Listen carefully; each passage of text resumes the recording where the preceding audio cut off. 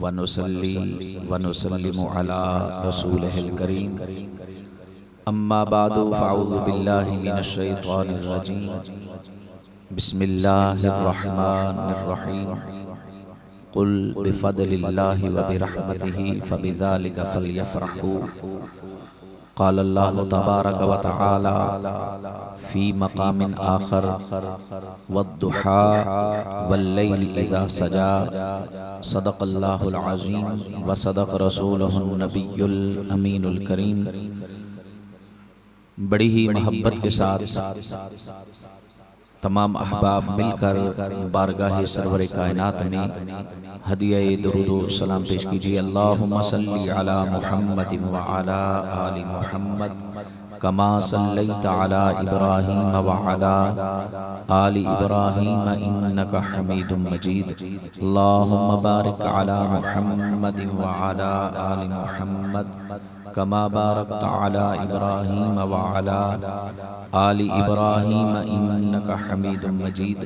الصلاة والسلام علیک یا سیدی یا رسول اللہ وعلی آلک واصحابک یا سیدی یا حبیب اللہ۔ الصلاة والسلام علیک یا سیدی یا نبی اللہ وعلی آلک واصحابک یا سیدی یا خاتم النبیین۔ نویت سنت الاعتکاف۔ ذکر سرور میں مجھے کھویا ہوا رہنے دو، ذکر سرور میں مجھے کھویا ہوا رہنے دو، اس بات پہ جو دنیا خفا ہے تو خفا رہنے دو۔ ذکر سرور میں مجھے کھویا ہوا رہنے دو، اس بات پہ جو دنیا خفا ہے تو خفا رہنے دو۔ عرشیوں نے جو دیوانے کو ہٹانا چاہا، عرشیوں نے جو دیوانے کو ہٹانا چاہا، مسکرا کر میرے آقا نے کہا رہنے دو۔ عرشیوں نے جو دیوانے کو ہٹانا چاہا، عرشیوں نے جو دیوانے کو ہٹانا چاہا، مسکرا کر میرے آقا نے کہا رہنے دو۔ نام احمد کا وظیفہ رہے ہر دم زباں پر، نام احمد کا وظیفہ رہے ہر دم زباں پر، نام محمد میں مجھے فنا رہنے دو صلی اللہ علیہ وسلم۔ تم بھی کہلواؤ گے سردار زمانے بھر میں، تم بھی کہلواؤ گے سردار زمانے بھر میں، سر کچھ دیر در شاہ پہ جھکا رہنے دو، سر کچھ دیر در شاہ پہ جھکا رہنے دو۔ قدموں میں جبیں کو رہنے دو، چہرے کا تصور مشکل ہے، قدموں میں جبیں کو رہنے دو، چہرے کا تصور مشکل ہے، جب چاند سے بڑھ کر ایڑی ہے رخسار کا عالم کیا ہوگا۔ عمل سے زندگی بنتی ہے جنت بھی جہنم بھی، عمل سے زندگی بنتی ہے جنت بھی جہنم بھی، یہ خاکی اپنی فطرت میں نہ نوری ہے نہ ناری ہے۔ اب اگلی بات بڑی پیاری کی ہے اقبال نے۔ اقبال کیا کہتے ہیں کہ عقل کو نہیں ہے تنقید سے فرصت، عمل تو کرنا ہی کرنا ہے لیکن عمل کی بنیاد کیا ہونی چاہیے، کہا عقل کو نہیں ہے تنقید سے فرصت، عشق پر اعمال کی بنیاد رکھ۔ نہایت ہی واجب الاحترام، واجب التعظیم استاذ العلماء حضرت علامہ مولانا محمد وسیم القادری دامت برکاتہم العالیہ، عزت مآب برادر محترم حضرت علامہ مولانا محمد ولی جان زیدہ شرفہو، دیگر میرے معزز محترم عزت مآب بزرگوں، دوستوں، نوجوان بھائیوں، حمد و صلاۃ کے بعد دعا ہے کہ اللہ کریم ہماری آج سے شروع ہونے والی اس محفل کو اور باقی جتنی محافل ہوں، اللہ کریم سب کو اپنی بارگاہ میں شرف قبولیت عطا فرمائے۔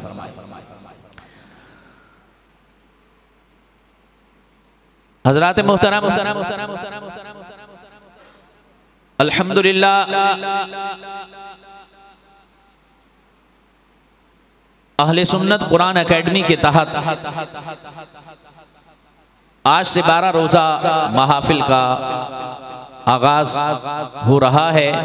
انشاءاللہ علماء تشریف لائیں گے، اپنے اپنے انداز میں خطابات فرمائیں گے۔ آپ تمام بھائیوں سے ایک تو التجا یہ ہے کہ آپ بھی وقت کی پابندی کرتے ہوئے ضرور تشریف لائیں اور اس دعوت کو عام کریں۔ کیا کریں؟ عام کریں۔ اور اللہ کریم جتنے بھی احباب علامہ صاحب کے ساتھ محافل کروانے میں تعاون کرتے ہیں، اللہ کریم سب کے رزق حلال میں برکتیں عطا فرمائے اور خالق کائنات انہیں استقامت عطا فرمائے اور ان کے مخلص محبین معاونین پیدا فرمائے۔ حضرات محترم، آج کی گفتگو کا جو موضوع ہے وہ آپ پڑھ بھی چکے ہوں گے اور آپ نے ابھی سماعت کیا ہے۔ اپنے موضوع پر اپنے مخصوص وقت میں چند گزارشات آپ کے سامنے رکھوں گا۔ اب ماشاءاللہ توجہ فرمائے ہوئے ہیں، توجہ فرمائے رکھیں گے تو انشاءاللہ بڑا فائدہ ہوگا۔ جیسا کہ قبلہ علامہ وسیم صاحب نے یہ بات فرمائی اور یہ بڑی ہی بہترین بات ہے اور آج کے وقت کا تقاضا ہے، وہ یہ ہے کہ ہم ان محافل کو صرف اور صرف تقریر اور فن خطابت کی حد تک نہیں رکھیں گے، بلکہ یہ بات ان کے لیے بڑی عظیم انہوں نے کی کہ گویا یوں سمجھ لیں کہ تحقیق اور تقریر دونوں فنوں کو آپس میں ملا دیا ہے۔ یعنی ایک حسین امتزاج ہونا چاہیے کہ جو گفتگو ہم کریں اس کے دلائل بھی ہم آپ کے سامنے رکھیں، تاکہ جس موضوع پر آج آپ گفتگو سنیں گے اس کی ضرورت بھی ہے۔ جیسے ہمارے نقیب محفل فرما رہے تھے کہ فتنوں کا دور ہے اور ہر طرف سے طرح طرح کی باتیں آتی ہیں، تو اس حوالے سے میں آپ کے سامنے چند گزارشات رکھوں گا، آپ بھائی توجہ فرمائیں گے تو انشاءاللہ بڑا فائدہ ہوگا۔ خالق کائنات جل جلالہ کا بے حد و بے حساب احسان و فضل ہے کہ اس نے ہمیں اسلام جیسا دین عطا کیا ہے اور محمد مصطفیٰ خاتم النبیین جیسے عظیم قائد، رہنما، نبی اور رسول عطا فرمائے، اور پھر کرم بالائے کرم یہ فرمایا کہ ہمیں اہل سنت و جماعت کا حسین عقیدہ نظریہ عطا کیا اور اہل سنت و جماعت میں ہمیں اللہ کریم نے پیدا فرمایا اور اہل سنت و جماعت میں رکھا۔ خدا کی بے شمار نعمتیں ہیں اور ان نعمتوں پر ہم شکر بھی کرتے ہیں، تو جہاں اللہ کی بہت ساری نعمتوں کا شکر ادا کرتے ہیں، وہاں آج کی اس گفتگو میں پہلا میسج جو میں آپ کو عرض کرنا چاہتا ہوں وہ یہ بھی ہے کہ اہل سنت و جماعت میں ہونے پر بھی خدا کا شکر ادا کرتے رہا کریں اور ساتھ ساتھ اللہ سے استقامت کی دعا بھی کرتے رہیں۔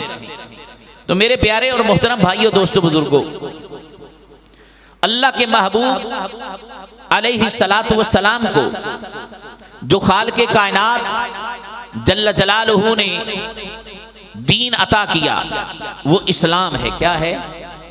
اسلام ہے۔ تو اسلام ہمارا دین ہے اور دین محمدی کا یہ اعجاز ہے کہ اس میں بڑی وسعت ہے۔ کیا ہے؟ اس میں بڑی برکات ہیں، بڑی عنایات ہیں، لیکن کچھ احباب ایسے ہوتے ہیں جو دین کی وسعتوں کو محدود کرنا چاہتے ہیں، دین کی وسعتوں کی برکتوں کو سمیٹنا چاہتے ہیں، لیکن اللہ کے دین کی وسعت جب ہمارے پیش نظر رہے گی تو بہت سارے مسائل اور بہت سارے اختلافات اپنے آپ ہی مٹ جاتے ہیں۔ اس حوالے سے یہ بات بڑی توجہ طلب، میں صرف دو چار باتیں تمہیداً عرض کر رہا ہوں، پھر میں اپنے موضوع پر آپ کے سامنے دلائل رکھنے لگا ہوں۔ سب سے پہلی بات یہ سمجھنے والی ہے کہ جب بھی کوئی ہم عمل کرتے ہیں، کیا کرتے ہیں؟ ہر عمل کے لیے ایک حکم ہوتا ہے۔ کیا ہوتا ہے؟ شریعت محمدیہ میں اعمال کے احکام بیان کیے گئے ہیں، یعنی جب کوئی عمل وجود میں آتا ہے اس عمل کی نوعیت کو دیکھا جائے گا، یہ فرض ہے، واجب ہے، سنت ہے، یا مستحب ہے، اسی طرح یہ حرام ہے، یہ مکروہ تحریمی ہے، یہ ناپسندیدہ ہے، کیا ہے؟ یعنی عمل ہوگا تو ساتھ عمل کا کیا ہوگا؟ حکم ہوگا۔ تو اس حوالے سے جب کسی عمل کے بارے میں ہم گفتگو کریں گے، سب سے پہلے اس عمل کے حکم کے بارے میں ہم غور کریں گے کہ یہ عمل کیا ہے اور اس کا حکم کیا ہے۔ جس طرح کا عمل ہوگا اور جس طرح اس کا حکم ہوگا، اسی اعتبار سے اس پر دلائل قائم کیے جاتے ہیں۔ یعنی ایک عمل ہم کر رہے ہیں، اس کا فرض ہونا ثابت کرنا ہے تو اس کے لیے دلائل اور لانے پڑیں گے۔ ایک عمل ہم کہہ رہے ہیں واجب ہے تو اس کے وجوب کے لیے دلائل اور لانے پڑیں گے، اور اگر ہم ایک عمل کو مستحب کہہ رہے ہیں تو اس عمل کے لیے دلائل اس اعتبار سے لانے پڑیں گے۔ تو یہ ایک بالکل واضح اور علمی بات ہے جس کو ہر ذی شعور بندہ سمجھ سکتا ہے کہ جس طرح کا بندے کا موقف ہوگا اور عمل کی نوعیت ہوگی، اسی طرح اس پر دلائل قائم کیے جائیں گے۔ اب اس حوالے سے ایک بات دوسری بڑی پیاری ہے، وہ یہ ہے سمجھنے والی کہ نبی پاک صاحب لولاک علیہ السلام کی جو سنت ہے اس کو علماء نے ابتداً دو حصوں میں تقسیم کیا ہے۔ بعض حضور کے افعال اور اعمال ایسے ہیں جنہیں سنن ہدا کہتے ہیں۔ کیا کہتے ہیں؟ سنن ہدا کہتے ہیں۔ اور کچھ حضور کے اعمال اور افعال وہ ہیں جنہیں سنن زوائد کہتے ہیں۔ کیا کہتے ہیں؟ سنن انہوں اگر آسانی نال تسی سمجھو نا تے سنن ہدا انواندن بھی وہ عمل جس کو نبی پاک علیہ السلام نے عبادت سمجھ کر کیا ہو اور عبادتاً کیا ہو، اس کو سنن ہدا کہتے ہیں۔ اور حضور کا وہ عمل اور وہ فعل جس کو نبی پاک علیہ السلام نے عادتاً کیا ہو، اس کو سنن زوائد کہتے ہیں۔ یہ سنت زائدہ ہے۔ اب امت کے لیے کیا عقید ہے کہ نبی پاک صاحب لولاک علیہ السلام نے جو عمل عبادت کے اعتبار سے کیا وہ بھی ہمارے لیے باعث افتخار ہے، اور جو عمل نبی پاک علیہ السلام نے اپنی عادت مبارکہ کے تحت کیا وہ عمل بھی ہمارے لیے مشعل نور ہے، کیونکہ لقد کان لکم فی رسول اللہ اسوۃ حسنہ۔ نبی پاک صاحب لولاک علیہ السلام کے وجود پاک سے جس بھی فعل کا ظہور ہوتا ہے وہ رب کی رحمتوں اور رب کے نور اور انوار و تجلیات کا مرکز بن جاتا ہے، اور جب امتی اس سے خیرات لیتا ہے تو پھر رب کی رحمتیں اس امتی کے بے شامل حال ہو جاتی ہیں۔ اور تیسری بات جو تمہیداً سمجھنے والی وہ یہ ہے، جو بہت سارے اختلافات کو اپنے آپ مٹا دے گی، وہ کیا ہے؟ کسی عمل کا سنت ہونا اور ہے، کسی عمل کا سنت ہونا اور ہے، اور کسی عمل کا جائز ہونا، یہ بہت عام بات ہے۔ ایک اصول ہے جو علماء نے جس کو ذکر کیا، میں سادے انداز میں تاکہ ہر بندے تک یہ بات پہنچ جائے، کسی عمل کا سنت ہونا اور ہے اور کسی عمل کا جائز ہونا اور ہے۔ نبی پاک، میں سادی مثال آپ کو دی، بسا اوقات میں نے کہا نا شریعت کو دین کو ہم محدود کر دیتے ہیں، ہم کہتے ہیں صرف عبادات کا نام دین ہے۔ نہیں، جب ہم نے پڑھ لیا نا لا الہ الا اللہ محمد الرسول اللہ صلی اللہ تعالی وسلم، جب ہم نے کلمہ پڑھ لیا اور صاحب ایمان ہو گئے، پھر ہماری زندگی کے تمام تر افعال اور اعمال، ہمارے اعتقادات، ہماری عبادات، ہمارے معاملات، ہمارے اخلاقیات اور جتنے بھی زندگی کے معاملات ہیں وہ سارے کے سارے حضور کی شریعت کے تابع ہو جائیں گے۔ یعنی ہم نے کچھ کرنا ہے تو شریعت سے رہنمائی لینا پڑے گی، ہم نے کچھ کھانا ہے شریعت سے رہنمائی لینی پڑے گی، ہم نے کچھ پینا ہے شریعت سے رہنمائی لینی پڑے گی۔ کیونکہ بعض لوگ کہتے ہیں ایک کھانا پینا کیڑا دین ہے، کھانا پینا کیڑا نہیں۔ میرے بھائیو دوستو بزرگو، جہاں نماز پڑھنا دین ہے وہاں کھانے پینے کے احکامات بھی شریعت محمدی نے بیان کیے۔ وَيُحِلَّ لَهُمُ الطَّيِّبَاتِ وَيُحَرِّمُ عَلَيْهِمُ الْخَبَائِثَ۔ نبی رحمت صلی اللہ علیہ وسلم کی تشریف آوری کے مقاصد میں علماء نے یہ بات بیان فرمائی ہے۔ اللہ فرماتا ہے یہ جو نبی امی میں نے تم میں بھیجا ہے اس کی شان امتیاز یہ بھی ہے، یہ تمہارے لیے جو پاک و پاکیزہ چیزیں ہیں ان کو حلال کرتے ہیں اور جو خبائث ہیں ان کو حرام کر دیتے ہیں۔ تو گویا حلال و حرام کا جو عمل ہے وہ بھی شریعت محمدی میں ہے، یعنی ہم کھانے پینے میں بھی آزاد وہ بھی ہمارے لیے دین ہے. کیوں؟ جب دین کو سمیٹ دیں گے، سکیڑ دیں گے، تو پھر دین کی کما حقہ برکات حاصل نہیں کر سکے. ہم تو کہتے ہیں نا وَمَا خَلَقْتُ الْجِنَّ وَالْإِنسَ إِلَّا لِيَعْبُدُونَ. اس کے تحت علماء نے بڑے پیارے پیارے کلام فرمائے ہیں. یعنی ہر انسان کو اور جن کو اللہ نے کس لیے پیدا کیا؟ اپنی. اب بندہ غور کرتا ہے بھئی عبادت کرنی ہے تو مسیطے بہنا پوے گا. ہمارے یہاں یہی تصور ہے نا عبادت کا، بھئی عبادت کرنی ہے تو مسیطے بیٹھنا، مسجد میں بیٹھنا پڑے گا. عبادت کرنی ہے تو ہر وقت تلاوت قرآن کرنی پڑے گی. نہیں، وَمَا خَلَقْتُ الْجِنَّ وَالْإِنسَ إِلَّا لِيَعْبُدُونَ پڑھیں، اور پھر لَقَدْ كَانَ لَكُمْ فِي رَسُولِ اللَّهِ أُسْوَةٌ حَسَنَةٌ پڑھیں. جب ہم تاجدار کائنات علیہ السلام کی اتباع میں، حضور کی اطاعت میں، تاجدار کائنات کی حسین سیرت سے خیرات لے کر کوئی بھی عمل بجا لائیں گے تو رب کائنات کی برکت، اللہ کی رحمت سے جب اس عمل کو کرنے سے پہلے اس میں اخلاص آئے گا، نیت صالح آ جائے گی، تو رب کائنات ہمارے ہر عمل کو عبادت بنا دے گا. یعنی بندے کا کھانا بھی عبادت بن جائے گا، پینا بھی عبادت بن جائے گا، سونا بھی عبادت بن جائے گا، بیٹھنا بھی عبادت بن جائے گا، اٹھنا بھی عبادت بن جائے گا. گویا عبادت کا یہ وہ وسیع تر مفہوم ہے جو آقا دو جہاں صلی اللہ علیہ وسلم کے دین کی وسعت پہ دلالت کرتا ہے.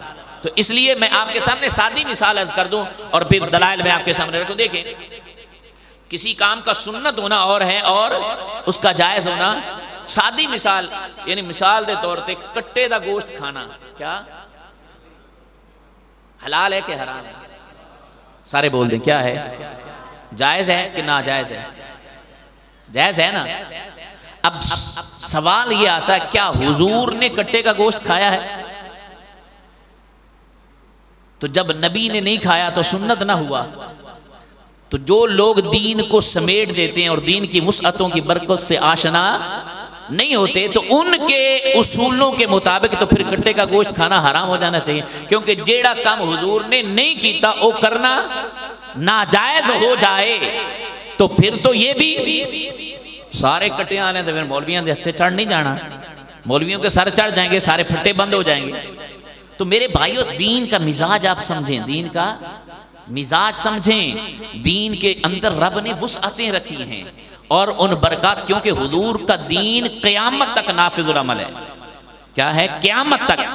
یہ نہیں ہے کہ جو پیچھے ہو گیا اور دور صحابہ تک محدود کر دیں یا دور تابعین تک اس کو محدود کر دیں یا تبع تابعین تک محدود کر دیں. اس کے بعد دین کے اندر جو نئے نئے افعال اور نئے نئے اعمال پیدا ہونے والے تھے ان کا کوئی حل دین اور شریعت کے پاس نہ ہوتا تو پھر حضور کی شریعت کامل اور مکمل نہ ہوتی. بلکہ حضور کی شریعت پاک کا یہ اعجاز ہے کہ جیسے حضور کی شریعت اصحاب پیمبر کے دور میں نافذ العمل تھی، اسی طرح حضور کی شریعت قیامت تک آنے والے ہر بندے کے لیے جب بھی کوئی مسئلہ اٹھے گا حضور کی شریعت اور حضور کا دین ہر عمل میں ہر معاملے میں بندوں کی رہنمائی کرنے کے لیے ہر وقت نافذ العمل رہے گا. تو یہ چند اصول اور چند ضابطے میں نے آپ کے سامنے بیان کر دیے. تو میرے بھائیو دوستو بزرگوں، کسی عمل کا سنت ہونا اور ہے اور اس کا جائز ہونا اور ہے. یہ جب ہم یہ ایک اصول اپنے پیش نظر رکھ جائیں گے نا تو پھر بہت سارے اختلافات خود بخود اٹھ جائیں گے. اب آئیے جو ہمارا موضوع ہے اس پر میں چند باتیں آپ کے سامنے رکھوں. آج کی ہماری گفتگو کا جو موضوع ہے، عنوان ہے، وہ ہے میلاد النبی کا ثبوت اور اس کو منانے کا انداز کیسا ہونا چاہیے. دو باتیں ہیں، جیسے آپ نے عنوان سے ہی اس کو محسوس کیا ہوگا. دو باتیں، دو ہمارے گویا موضوع کے دو قسمیں کر لیں، 2 کائنڈز کر لیں. یہ دیکھیں، پہلا ہے میلاد النبی کا ثبوت. اب سب سے پہلی بات یہ ہے کہ میلاد کہتے کسے ہیں؟ کیا ہے میلاد؟ جب ہم میلاد پر غور کر لیں گے نا، میلاد کسے کہتے ہیں، تو اگر اللہ نے رحمت کی اور کرم ہو گیا تو جن ذہنوں پہ پردے پڑے ہوئے ہیں وہ اللہ کی رحمت سے خود بخود ہی ہٹ جائیں گے. اور یہ بات بھی توجہ طلب ہے کیونکہ ہم میلاد منانے والے ہیں. ہم کیا ہیں؟ ہم میلاد کے مؤید ہیں، اس کی تائید کرنے والے ہیں، میلاد منانے والے ہیں. تو پھر میلاد کی تعریف کرنے کا بھی حق ہمیں ہونا چاہیے. کیا ہونا چاہیے؟ اس کا مفہوم، اس کا مضمون ہمیں بیان کرنے کا حق ہے، نہ کہ کسی اور کو ہونا چاہیے. کیونکہ لوگ کہتے ہیں تم جو ہے یہ گانے کی طرزوں پہ نعتیں چلاتے ہوں تو یہ میلاد ہے، عورتیں مرد اکٹھے ہو جاتے ہیں تو یہ میلاد ہے، ٹھیک ہے، مطلب ہے کہ کچھ ایسی باتیں اور افعال جو غیر شرعی ہوتے ہیں ان کا ارتکاب ہوتا ہے تو لوگ کہتے ہیں یہ تمہارے ہاں کیا ہے، میلاد ہے. تو وہ اپنے طور پہ تعریف کرتے ہیں، کیونکہ میلاد ہم مناتے ہیں تو ہم سے پوچھنا چاہیے بھئی میلاد کیا ہے، میلاد کیا ہے. کیوں؟ یہ بھی بات ضروری ہے کہ کیونکہ جب کسی معاملے میں بحث کریں گے، اس پر کلام کریں گے تو اس کی تعریف اور اس کی جتنی بھی عرفی اصطلاحی یا شرعی تعریفات ہوتی ہیں وہ ہمارے پیش نظر ہونی چاہیے، اور تب اس پہ جا کے حکم لگتا ہے. کیا لگتا ہے؟ حکم لگتا ہے. آئیے اختصاراً تھوڑے آپ کے سامنے میں اس حوالے سے باتیں رکھوں. میلاد عربی زبان کا لفظ ہے. اب جب بھی کسی عربی لفظ کا معنی بیان کیا جاتا ہے تو اس میں دو باتیں بیان کی جاتی ہیں. ایک ہوتا ہے لغوی معنی، کیا ہوتا ہے؟ لغت کے اعتبار سے اس کا کیا معنی ہے، اور ایک ہوتا ہے اس کا اصطلاحی عرفی یا شرعی معنی. کیا شریعت میں اس کا کیا معنی ہے، اصطلاح میں اس کا کیا معنی ہے، اور عرف میں اس کا کیا معنی ہے. اب توجہ رکھیے گا. پہلی بات، لغت کے اعتبار سے میلاد کسے کہتے ہیں؟ لغت کی جمیع کتب میں یہ بات موجود ہے. میلاد کہتے ہیں وقت الولادہ، یعنی جب بندہ پیدا ہوتا ہے نا، عربی میں پیدائش کے وقت کو میلاد کہتے ہیں. کیا کہتے ہیں؟ اب یہ ایسے لغت کے اعتبار سے اگر معنی دیکھیں کہ حضور کی پیدائش کے وقت کو یاد کرنا اور حضور صلی اللہ علیہ وسلم کی دنیا میں تشریف لانا، اس کا تذکرہ کرنا، لغت میں اس کو میلاد کہتے ہیں. اب کوئی ذی شعور انسان ایسا ہے جو حضور کی ولادت کا انکار کرے؟ نہیں کر سکتے، کیونکہ یہ تو ایسی حقیقت ہے جس کا مسلم تو مسلم، غیر مسلم بھی انکار نہیں کر سکتا کہ حضور پیدا نہیں ہوئے. اور پھر یہ بھی بڑی بات، بڑی توجہ طلبات علماء نے اس پر بڑا پیارا کلام فرمایا.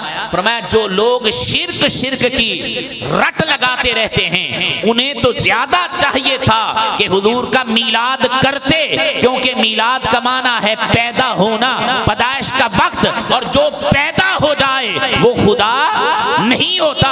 آقا دو جہاں کے پیارے غلاموں، مصطفیٰ کے میلاد کو منا کر گویا سنی اس بات کا اظہار کرتا ہے ہم مصطفیٰ کو خدا کا محبوب مانتے ہیں، خدا کا شریک نہیں مانتے ہیں.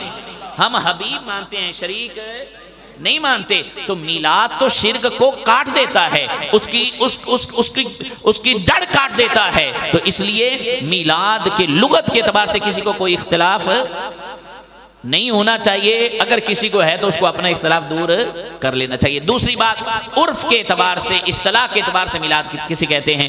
امام جلال الدین سیوطی رحمۃ اللہ علیہ تعالی، علامہ علی قاری رحمۃ اللہ علیہ تعالی، اور دیگر محدثین اور فقہاء کے جو اقوال انہوں نے ذکر کیے، ان تمام اقوال کو جمع کر کے مفتی احمد یار خان نعیمی علیہ رحمہ نے جو میلاد کی تعریف کی ہے نا، وہ بڑی سمجھنے والی ہے. کہ میلاد کسے کہتے ہیں، محفل میلاد کسے کہتے ہیں، مجلس میلاد کسے کہتے ہیں. فرمایا وہ محفل، وہ مجلس، وہ اجتماع جس میں نبی پاک صاحب الاولاق علیہ السلام کی دنیا میں تشریف لانے کا ذکر ہو، حضور کی بعثت کا ذکر ہو، آقا علیہ السلام کا سیدہ آمنہ کی آغوش میں آنے کا ذکر ہو، حلیمہ کے ہاں حضور کے بچپن کا تذکرہ ہو، آقا دو جہاں کے معجزات کا ذکر ہو، حضور کے کمالات کا ذکر ہو، آقا دو جہاں صلی اللہ علیہ وسلم کے حسن و جمال کا ذکر ہو، حضور کے خصائل حمیدہ کا ذکر ہو، آقا علیہ السلام کے فضائل کا ذکر ہو، مناقب کا ذکر ہو، مراتب کا ذکر ہو. یعنی وہ مجلس اور وہ محفل جس میں تاجدار کائنات علیہ السلام کی عظمتوں کا بیان ہو، حضور کی رفعتوں کا بیان ہو، حضور کے معجزات کا بیان ہو، حضور علیہ السلام کے خد و خال کا ذکر ہو، حسن و جمال کا ذکر ہو. گویا آقا علیہ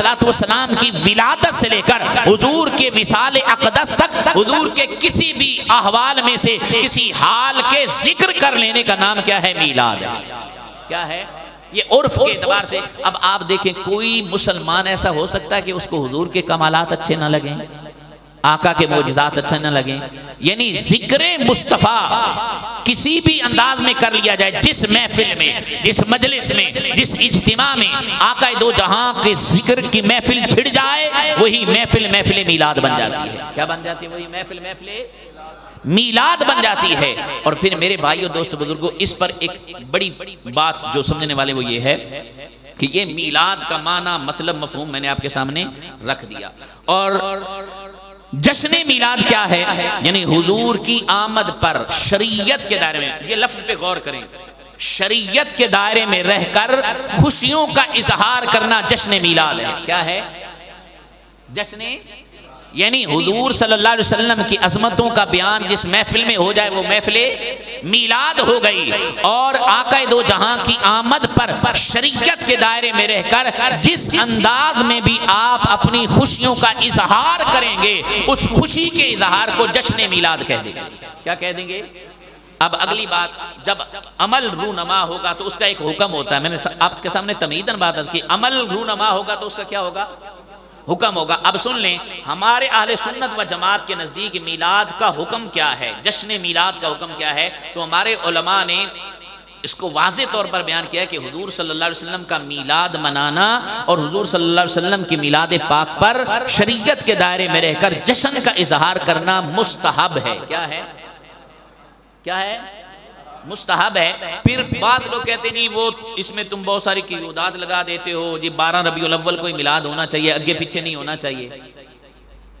یعنی لوگوں کی اپنی اپنی بولی ہے نا. کسی پہلے تو ہوتا تھا نا ایک مخصوص طبقہ ہے، ایک مخصوص گروہ. ہن ہر بندے دا اپنا نظریہ، ہر بندہ اپنے وچ ایک خود مذہب رکھدا، ہر بندہ اپنے اندر ایک تحریک رکھتا ہے، ہر بندے کے الگ الگ نظریات ہیں. کسی بندے سے آپ یعنی ایک مکتبہ فکر رکھنے والے، یعنی جس پر کسی بھی مکتبہ فکر کا لیبل لگا ہوا ہے، ان کے 5 بندوں سے آپ گفتگو کر لیں، 5 کا نظریہ الگ الگ ہوگا. کیا ہے؟ 5 کا نظریہ الگ الگ ہوگا. تو اس لیے ہمیں اس انداز میں جب کوئی سامنے بندہ ہوگا پھر اس سے اس کے ذہن کے مطابق کلام. کیونکہ آج کل دے نا پہلے تھا چلو جو اپنے بڑے ہوتے ہیں، ہم تو آج بھی الحمدللہ کیونکہ ہم اکابر کے ساتھ ہیں اور برکت اکابر کے ساتھ ہوتی ہے. ہم صحابہ سے لے کر آج تک امیر اہل سنت تک کہہ لیں، ٹھیک ہے، جو جس کا جو پیر ہے اس تک جو صحیح العقیدہ ہے، ٹھیک ہے، سنی صحیح العقیدہ پیر ہے، اس تک آپ آ جائیں. جناب صدیق اکبر سے لے کر امیر اہل سنت تک ہم تو اپنے اکابر کے ساتھ ہیں، اور جو ہمارے اکابر نے کہا ہم ان کو ماننے کے لیے تیار ہیں. لیکن جب آپ کسی ایسے بندے سے اختلاف کریں گے، بحث کریں گے، تو بس آپ کہتے ہیں اسی تو انہوں مندے ہی نہیں، اسی تو انہوں یعنی کسی دی گل کرنا بے تھوڑے بڑے نے لکھیا، تھوڑے بڑے نے آ لکھیا، وہ کہندے اسی انہوں مندے ہی نہیں انہوں. تو اس لیے ہر بندے کا اپنا نظریہ ہے، اس حوالے سے اسی سے کلام ہوگا.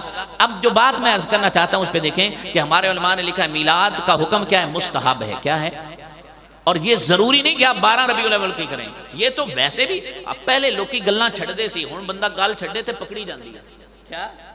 کیونکہ پہلے تو مطلب ہے کہ مولوی آیا، آپ جن بندوں نے سنا انہوں نے سنا. اب یہ بیان ہو رہا ہے اور اہل سنت قرآن اکیڈمی کے تحت یہ چل رہا ہے، لوگ سن رہے ہیں، اس کو دیکھیں گے، اس پر پھر اپنے اپنے تبصرے کریں گے، کلام کریں گے. بھی مولوی صاحب نے یہ گل کی تھی، یہ گل کی تھی. یعنی میں اگر کوئی غلط بات کرتا ہوں تو میری بات ریکارڈ ہو رہی ہے، ٹھیک ہے. اب لوگوں کا وہ جو واہ ویلا تھا کہ یہ جی کہتے ہیں کہ 12 کو ہی کرنا چاہیے، وہ تو بات ختم ہو گئی. آج کتنی ربیع الاول ہے؟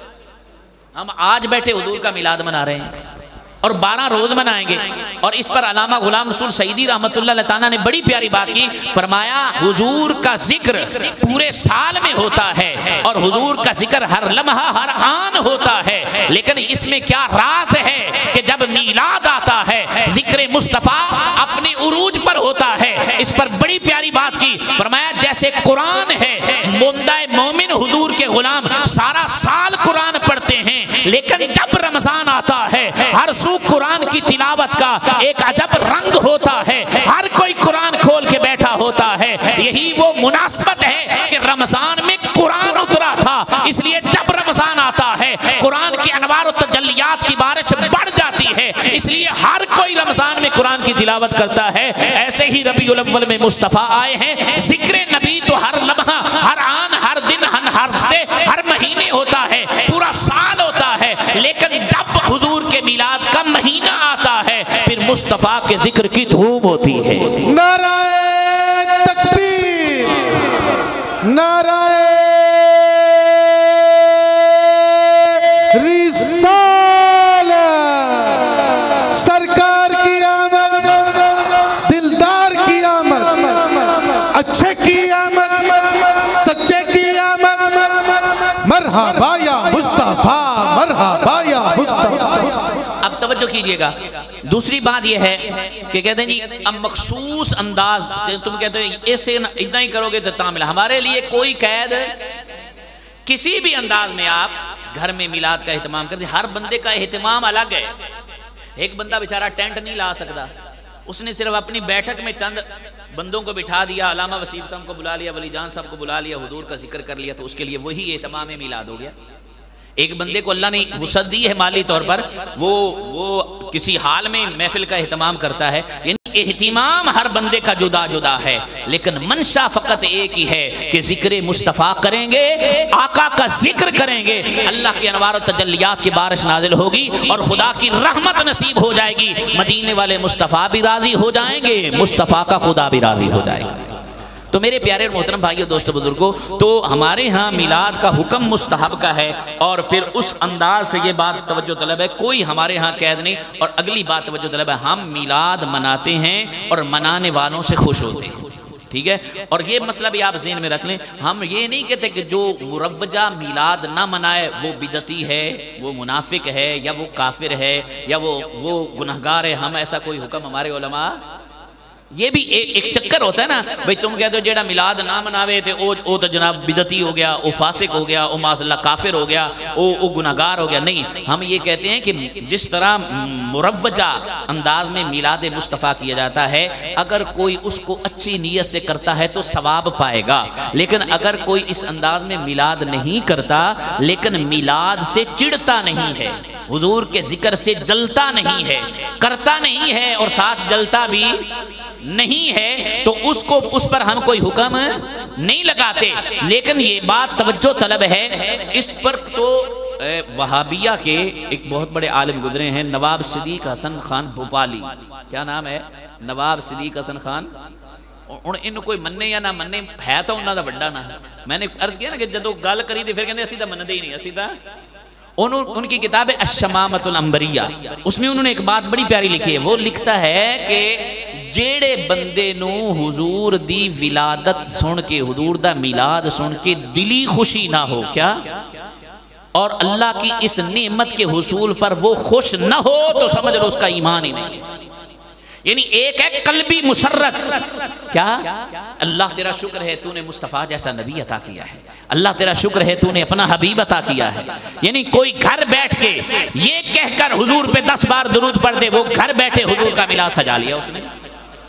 ہمارے ہاں تو وسعت ہے نا دین میں, ہم تو دین کو محدود کرنے والے نہیں ہیں. کسی بھی انداز میں آپ کریں, آپ آقا کے میلاد کا دن آیا, حضور کے میلاد کا مہینہ, آپ درود پڑھیں تب بھی میلاد ہے. آپ حضور کے اصال ثواب کے لیے اور حضور کی رحمت سے برکتیں لینے کے لیے نوافل پڑھیں تب بھی آپ ثواب کا باعث بنیں گے. تو بہرکیف یہ بات توجہ طلب ہے کہ یہ جتنی بھی باتیں اور جتنے اس پر الزامات لگائے جاتے ہیں وہ سارے کے سارے جھوٹے ہیں. کبھی کہتے ہیں تم فرض کہتے ہو میلاد کو, کبھی کہتے ہو تم واجب کہتے ہو, نہ کرنے والوں کو مطعون کرتے ہو. تو ایسی کوئی بات نہیں ہے.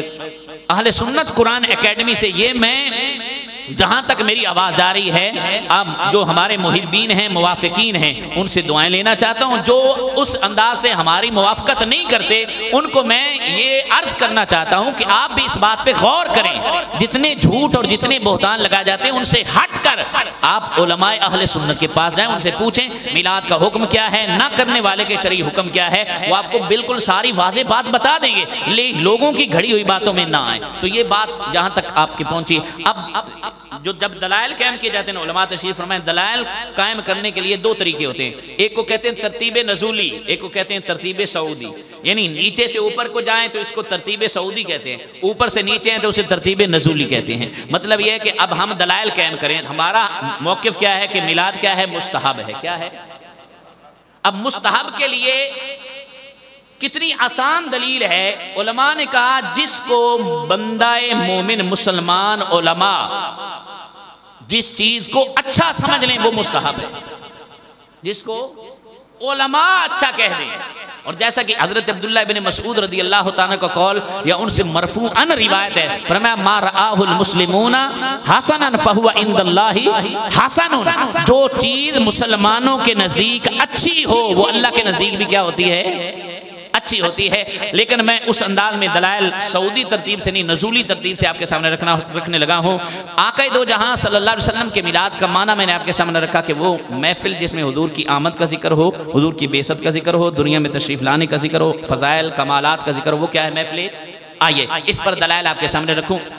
سب سے پہلے ہم قرآن پاک سے فیض لیتے ہیں اور نور لیتے ہیں کہ اللہ نے قرآن میں اپنے حبیب کی آمد اور بعثت کا ذکر کیسے کیا. یہاں یہ بات بھی بڑی توجہ طلب ہے. لوگ کہتے ہیں سنی قرآن نہیں پڑھتے، وہ دور گیا، وہ دور گیا. اب الحمدللہ پہلے بھی یہ بات پہلے بھی نہیں، یہ بھی لوگوں کی گھڑی ہوئی بات تھی کہ سنی قرآن نہیں پڑھتے. مجھے رب کی عزت کی قسم ہے قرآن جب بھی پڑھا ہے سنی نے پڑھا ہے. کیوں کہ قرآن کا حلق سے نکلنا اور ہے، قرآن کا دلوں میں اترنا اور ہے. حلق سے قرآن نکلے مر جائیں تو قبریں ویران ہو جاتی ہیں، لیکن قرآن کا نور دل میں اتر جائے. صدیاں گزر گئی ہیں، داتا کا آستانہ آج بھی آباد ہے، بابا فرید کا آستانہ آج بھی آباد ہے، ہند کے خواجہ کا در آج بھی آباد ہے، اور بغداد کے غوث الاعظم کا در آج بھی آباد ہے. یہ وہ ہستیاں ہیں جن کے دلوں میں قرآن کا نور اترا ہے. حلق سے قرآن کا نکلنا اور ہے، دلوں میں قرآن کا اترنا اور ہے. آئیے قرآن سے نور کی خیرات لیتے ہیں اور قرآن نے کیسے میرے محبوب کی آمد بعثت کا ذکر کیا. آئیے پارہ نمبر 3 ہے، سورہ آل عمران ہے. خالق کائنات نے فرمایا وَإِذْ أَخَذَ اللَّهُ مِيثَاقَ النَّبِيِّينَ لَمَا آتَيْتُكُم مِّن كِتَابٍ وَحِكْمَةٍ ثُمَّ جَاءَكُمْ رَسُولٌ مُصَدِّقٌ لِّمَا مَعَكُمْ لَتُؤْمِنُنَّ بِهِ وَلَتَنصُرُنَّهُ. پارہ نمبر 4 ہے، سورہ آل عمران ہے. اللہ کریم نے ارشاد فرمایا لَقَدْ مَنَّ اللَّهُ عَلَى الْمُؤْمِنِينَ إِذْ بَعَثَ فِيهِمْ رَسُولًا. پارہ نمبر 6 ہے، سورہ النساء ہے. اللہ کریم نے ارشاد فرمایا یا ایھا الناس قد جاءکم برہان من ربکم وانزلنا الیکم نورا مبینا. پارہ نمبر 6 ہے، سورہ المائدہ ہے. اللہ کریم نے ارشاد فرمایا قد جاءکم من اللہ نور وکتاب مبین. پارہ نمبر 11 ہے، سورہ التوبہ ہے. اللہ کریم نے ارشاد فرمایا لقد جاءکم رسول من انفسکم عزیز علیہ ما عنتم حریص علیکم بالمؤمنین رؤوف الرحیم. پارہ نمبر 17 ہے، سورہ الانبیاء ہے. اللہ کریم نے ارشاد فرمایا وما ارسلناک الا رحمتا للعالمین. پارہ نمبر 22 ہے، سورہ الاحزاب ہے. اللہ کریم نے ارشاد فرمایا یا ایھا النبی انا ارسلناک شاہدا ومبشرا ونذیرا وداعیا الی اللہ باذنہ وسراجا منیرا. پارہ نمبر 30 ہے، سورہ دحا ہے. اللہ کریم نے کہا والضحی واللیل اذا سجا. اس کی تفسیر میں شاہ عبد العزیز محدث دہلوی رحمۃ اللہ تعالی لے کے آئے. فرمایا دحا سے مراد آقا علیہ الصلوۃ والسلام کا علم ہے، لیل سے مراد حضور کے اخلاق ہیں. دحا سے مراد آقا کا ظاہر ہے، لیل سے مراد حضور کا باطن ہے. کہا دحا سے مراد آقا علیہ الصلوۃ والسلام کا رخ زیبا ہے، لیل سے مراد حضور کی زلفیں ہیں. اور چوتھا معنی اور چوتھا اشارہ بیان کرتے ہوئے شاہ عبد العزیز محدث دہلوی رحمۃ اللہ تعالی کہتے ہیں دحا سے مراد دن ہے اور دن سے مراد آقا کا یوم میلاد ہے.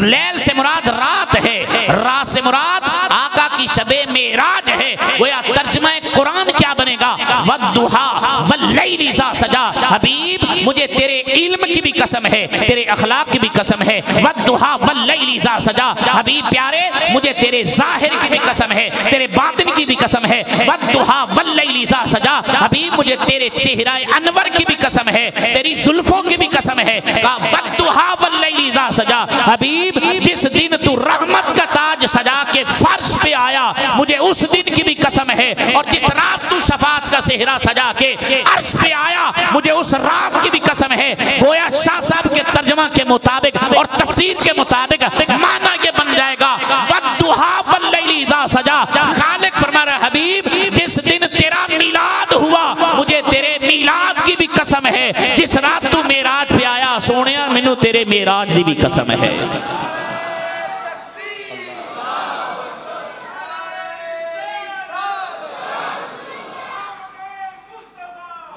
مرحبا مرحبا مرحبا. میرے بھائیو دوستو بزرگو گویا خالق کائنات فرمایا حبیب تیرے میلاد کی بھی قسم ہے، تیری معراج کی بھی قسم ہے. اسی لیے تو ہم کہتے ہیں صدائیں درودوں کی آتی رہیں گی انشاءاللہ. صدائیں درودوں کی آتی رہیں گی جنہیں سن کے دل شاد ہوتا رہے گا. خدا اہل سنت کو آباد رکھے. آقا کا میلاد، آقا کا میلاد، آقا کا میلاد ہوتا رہے گا. تو میرے بھائیو دوستو بزرگو یہ حضور کی آمد بعثت اور دنیا میں بھیجے جانے کا خالق نے ذکر کیا ہے. کس نے کیا ہے؟ خالق نے ذکر کیا. اور پھر کیونکہ وقت مختصر ہے کہ میں جلدی جلدی اپنے دلائل آپ کے سامنے رکھ لوں. حضرت عبداللہ ابن عباس رضی اللہ تعالیٰ عنہ کا قول امام جلال الدین سیوطی رحمۃ اللہ تعالیٰ علیہ اور امام حاکم نے مستدرک میں لکھا، دیگر محدثین نے اس کو ذکر کیا، فرماتے ہیں آدم پاک سے لے کر عیسیٰ پاک تک جتنے بھی نبی آئے ہیں، جتنے بھی نبی اور رسول آئے ہیں، ان نبیوں کے جتنے بھی جو فرامین تھے اور جتنی شریعت انہوں نے لوگوں تک پہنچانی تھی وہ تو پہنچانی تھی۔ تین باتیں تمام نبیوں کی شریعتوں میں اور تمام نبیوں کی نبوت کے اندر یہ ضروری رہی، ایک خدا کی توحید کی بات کرتے رہے، دوسری اپنی نبوت و رسالت کی بات کرتے رہے، اور تیسری مدینے والے مصطفیٰ کی آمد کا ذکر کرتے رہے۔ یعنی آدم پاک سے لے کر عیسیٰ پاک تک ہر نبی ہر رسول جہاں اللہ کی توحید کی بات کرتے وہاں اپنی نبوت اور رسالت کی بات کرتے، اور ساتھ ساتھ اپنی امتوں کو بتاتے بھی تھے ایک حبیب آنے والا ہے، ایک محبوب آنے والا ہے، ایک نبیوں کا تاجور آنے والا ہے، نبیوں کا سلطان آنے والا ہے۔ اور قرآن میں یہی فلسفہ آیت میثاق میں بیان کیا گیا، وَإِذْ أَخَذَ اللَّهُ مِيثَاقَ النَّبِيِّينَ لَمَا آتَيْتُكُم مِّن كِتَابٍ وَحِكْمَةٍ ثُمَّ جَاءَكُمْ رَسُولٌ مُصَدِّقٌ لِّمَا مَعَكُمْ لَتُؤْمِنُنَّ بِهِ وَلَتَنصُرُنَّهُ۔ ہر نبی یہ پیغام دیتا رہا، اور قرآن میں عیسیٰ علیہ السلام کا وہ پیغام تو موجود ہے۔ 28ویں پارے میں خالق کائنات کا ارشاد ہے، جناب عیسیٰ علیہ السلام کا قول ذکر کیا گیا، انہوں نے بنی اسرائیل والوں کو جمع کیا، کیا کیا؟ جمع کیا، اور جمع کر کے عیسیٰ علیہ السلام نے جو خطاب کیا اس کا کچھ حصہ قرآن میں ذکر آیا۔ کیا؟ بنی اسرائیل کا مجمع ہے، خطاب کرنے والے اللہ کے نبی عیسیٰ روح اللہ علیہ السلام ہے، اور ان کے خطاب کا موضوع آمد مصطفیٰ ہے، ان کے خطاب کا موضوع بشارت مصطفیٰ ہے۔ حضور علیہ السلام کی آمد کی بشارت ہی قرآن کیا کہتا ہے؟ حضرت عیسیٰ علیہ السلام نے کہا وَمُبَشِّرًا بِرَسُولٍ يَأْتِي مِن بَعْدِ اسْمُهُ احمد۔ او میرے غلاموں یہ بات سمجھ لو، میں موسیٰ پاک کی تصدیق کرنے بھی آیا ہوں، مصدق بن کے آیا ہوں، موسیٰ پاک کے لیے میں مصدق بن کے آیا ہوں، محمد و احمد کے لیے میں مبشر بن کے آیا ہوں۔ کیا بن کے آیا ہوں؟ مبشر بن کے آیا ہوں۔ اور اسی کو اگر آپ حدیث پاک میں دیکھیں، امام حاکم نے عبداللہ ابن عباس کے حوالے سے ذکر کیا، اللہ پاک نے اوحى اللہ الی عیسیٰ علیہ السلام یا عیسیٰ آمن بمحمد وامر من ادرکہ من امتک ان یؤمن به فلولا محمد ما خلقت آدم ولولا محمد ما خلقت الجنة ولا النار ولقد خلقت العرش على الماء فاضطرب فكتبت عليه لا الہ الا اللہ محمد رسول اللہ۔ مانا کیا؟ آسان آسان جلدی جلدی کروں۔ آپ دیکھیں حضرت عیسیٰ علیہ السلام کو اللہ نے وحی کی، کیا کیا؟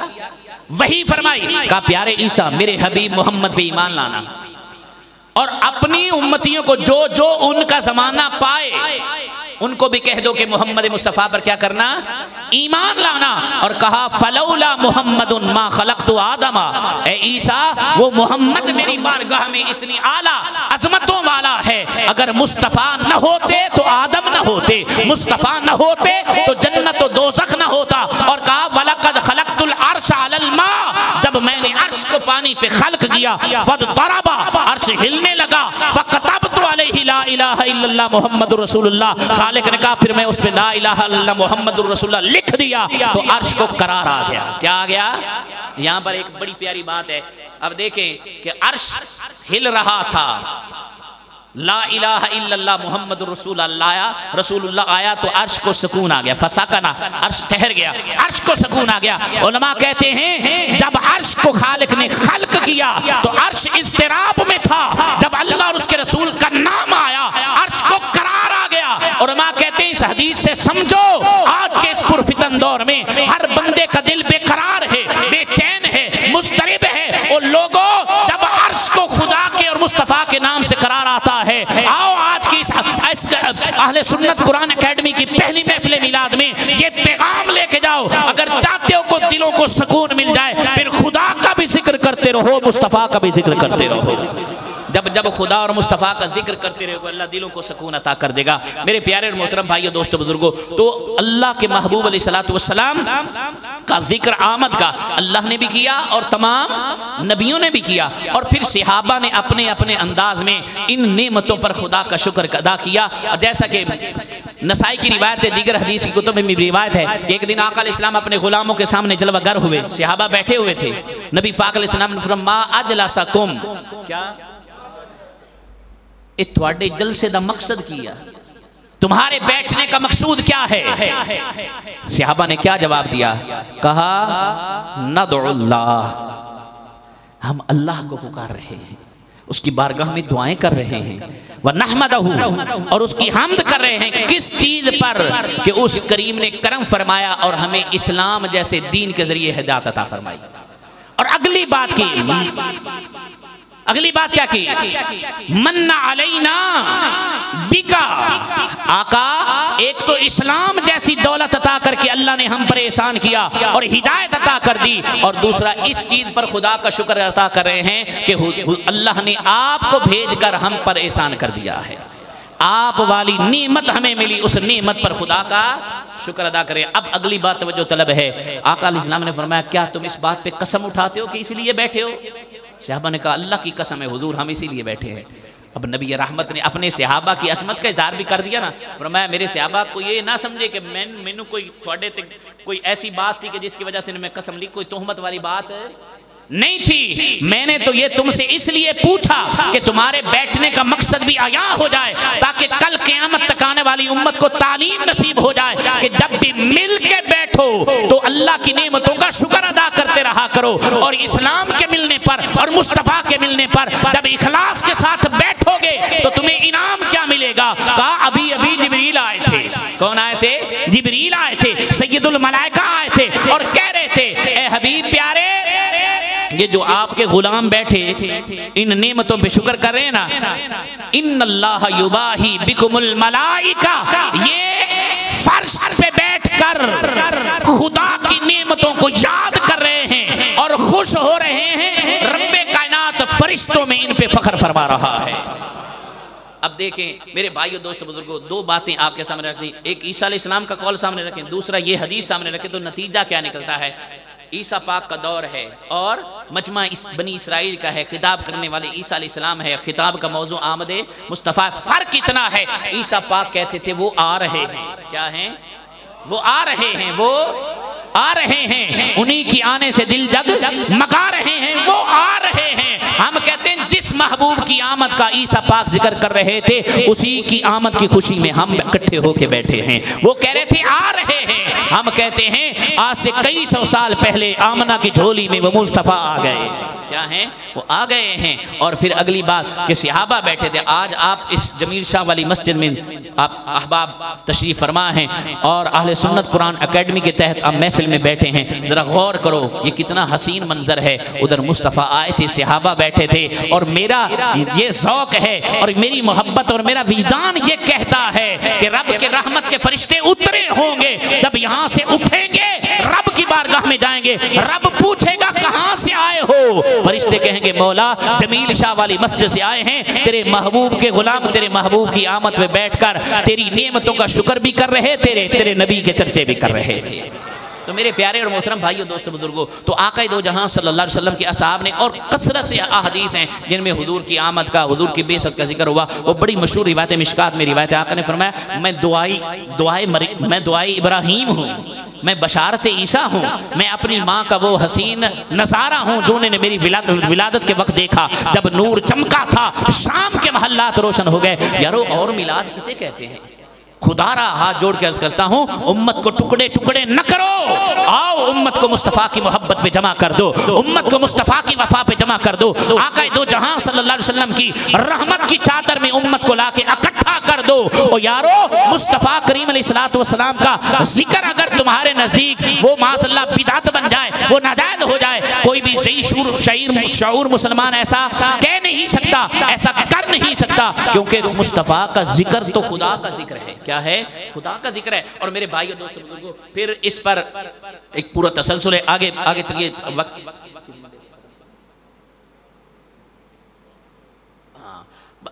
5 منٹ صرف برداشت کر لیں، 5 تن کی نسبت سے 5 منٹوں میں انشاءاللہ 55 منٹ پر انشاءاللہ ہم اختتام کر دیں گے، سبحان اللہ کی صدا آ جائے۔ اب میرے بھائیو دوستو بزرگوں، آقا دو جہاں صلی اللہ تعالی علیہ وآلہ وسلم کی آمد اور حضور کے دنیا میں تشریف لانے اور حضور صلی اللہ علیہ وسلم کا ذکر پاک کرنا، یہ اصحاب بے مصطفیٰ صلی اللہ علیہ وسلم کا عظیم طرز تھا۔ اور ہر وقت یارو دیکھیں نا، ہم صحابہ سے کیسے متصور کر سکتے ہیں کہ وہ حضور کا ذکر نہ کرتے ہوں؟ ہو سکتا ہے یار جنہیں دیکھے بغیر حضور کو چین نہ آئے وہ حضور کے ذکر کے بغیر رہ سکتے ہیں. تو میرے بھائیو دوستو اس پر اور بھی دلائل قائم کیے جا سکتے ہیں. اب اگلی بات آئیے نبی رحمت نور مجسم صلی اللہ تعالی علیہ وسلم کے میلاد پاک پر یہ قرآن سے میں نے آپ کے سامنے احادیث سے آپ چند باتیں آپ کے سامنے ذکر کر دیں. آئیے جو ہمارے عمل کا اس پر دو دلیل قائم ہو سکتی وہ ہے مستحب عمل. کیا میلاد کیا ہے؟ مستحب پر علماء کے اقوال ہی کافی ہوتے ہیں اور امت کا ایک تسلسل ہے. امت کا ایک تسلسل ہے. یہ پورے اس پہ حوالے ہیں میں ان کی طرف نہیں جاتا صرف اشارے کر رہا ہوں. آپ یہاں نیچے سے شروع ہونا. ہمیں تو کہتے ہیں نا یہ احمد رضا کے ماننے والوں نے نکال لیا بریلیوں نے نکال لیا. میں احمد رضا سے بھی پہلے کے علماء کا ذکر کر رہا ہوں. ابھی احمد رضا خان رحمۃ اللہ علیہ پیدا بھی نہیں ہوئے تھے. کیا ہمارے یہاں تو یہ تصور ہے نا یہ میلاد بریلوی کرتے ہیں. کیا کرتے ہیں؟ یہ سنی بریلوی یہ میلاد کرتے ہیں. اس سے پہلے میلاد کا کوئی تصور نہیں تھا. اور یہ بھی جھوٹ بولتے ہیں کہتے ہیں یہ صرف پاکستان میں یا انڈیا میں ہوتا ہے کہیں اور ہوں تو چوری پکڑی جانی ہے. ہوں تو چوری. اب آپ مدنی چینل دیکھتے ہوں تو مدنی چینل پر 20 ممالک کے میلاد کے جلوس اور میلاد کی رونقیں دکھائی جاتی ہیں. کیا عجم کیا عرب ہر ایک خطے میں مصطفیٰ کا ذکر گونج رہا ہے اور آقا کے میلاد کی محفلیں سجتی ہیں اور مصطفیٰ کے میلاد پر جشن منایا جاتا ہے. لیکن جشن منانے کا انداز ہر ایک کا اپنا اپنا ہے. آئیے حضرت شاہ عبد الحق محدث دہلوی رحمۃ اللہ علیہ سب مانتے ہیں. کیا انہوں نے حضور کے میلاد پر کتاب بھی لکھی میلاد کا ذکر بھی کیا اور میلاد منانے والوں کے لیے خوشخبریاں بھی سنائی ہیں.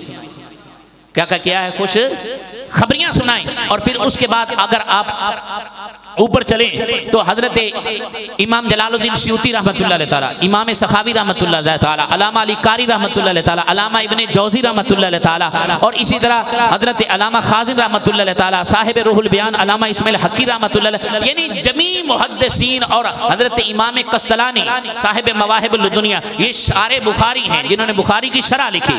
ٹھیک ہے. اتنا بڑا عالم وہ آقا کے میلاد پہ لکھ رہا ہے. اس بندے پر خدا کی رحمت ہوتی ہے جو مصطفیٰ کے میلاد کی راتوں کو عید بنا لیتا ہے. کیا کرتا ہے؟ عید بنا لیتا ہے. اور میرے بھائیو دوست بزرگوں یہ سارے علماء. اور اس پر ایک اور بات کر دوں دیوبند کے ایک بہت بڑے پیر جو سارے دیوبندی بڑے بڑے اکابر دیوبند کے وہ شیخ ہیں پیر ہیں. نام ہے ان کا حاجی امداد اللہ مہاجر مکی رحمت اللہ علیہ تعالیٰ.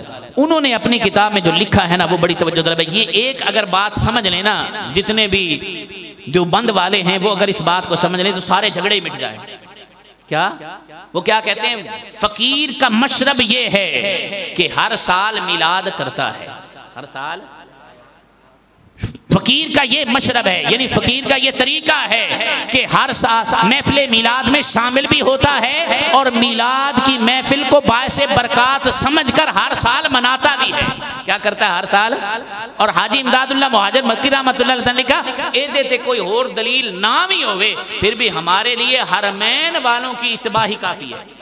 اور علماء نے لکھا ہے کہ آقا دو جہاں صلی اللہ علیہ وسلم کا میلاد مکہ میں بھی ہوتا ہے مدینہ میں بھی ہوتا رہا ہے اور انشاءاللہ قیامت تک ہوتا رہے گا. تو میرے بھائیو دوستو بزرگ یہ علماء امت ہیں. اب یہ کہاں سے ہم نے نکالے کہ ان کا قول حجت ہو سکتا ہے؟ تو قرآن پڑھیے صراط الذین انعمت جن پر اللہ کا انعام ہوا. شاہ عبد الحق محدث دہلوی کو سارے ولی مانتے ہیں تو ولی وہی ہوتا ہے جس پر رب کا انعام ہوتا ہے. امام جلال الدین سیوطی کو سارے مانتے ہیں سوائے کچھ بدبختوں کے اور بدباطنوں کے باقی سارے ہی مانتے ہیں. اسی طرح جن محدثین کا میں نے نام لیا ہے سب ان کو مانتے. شاہ ولی اللہ محدث دہلوی کو دیکھیں اور شاہ عبد الرحیم محدث دہلوی کا تعامل ذکر کیا ہے شاہ ولی اللہ محدث دہلوی نے الدر الثمین میں کہ میلاد میں فراتی تھی لنگر کا اہتمام کرتے. ایک سال ایسا آیا کہ لنگر کا اہتمام نہ ہو سکا. کچھ چنے تھے وہی حضور کا میلاد پڑھ کر تقسیم کر دیے. رات ہوئی آقا دو جہاں صلی اللہ علیہ وسلم کا دیدار ہوا اور وہی چنے حضور کے سامنے تھے. حضور دیکھ رہے تھے اور حضور مسکرا رہے تھے. اب میں بات اپنے اختتام پہ لاؤں. دیکھیں ایک عمل حضور نے کیا ایک عمل کا حضور نے حکم دیا.